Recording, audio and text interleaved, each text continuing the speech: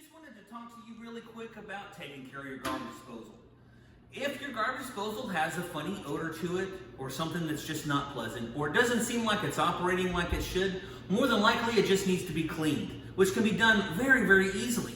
Most people don't know, but the best way to clean your garbage disposal is with ice. So, we're gonna get our nice little cup here, come to our fridge, get about 2.5 cups of ice.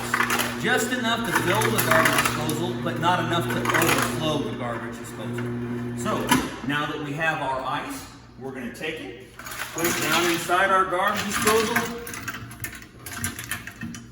The trick, though, is to not turn on the water. What we want to do is turn our garbage disposal on, get a nice little slushy built up. So now that we have that nice little slushy built up, that's when we turn on our water. We're going to turn our water on. It may not go out all at one time, which is okay, because what it's going to do is clean inside the garbage disposal and all underneath the rubber seal.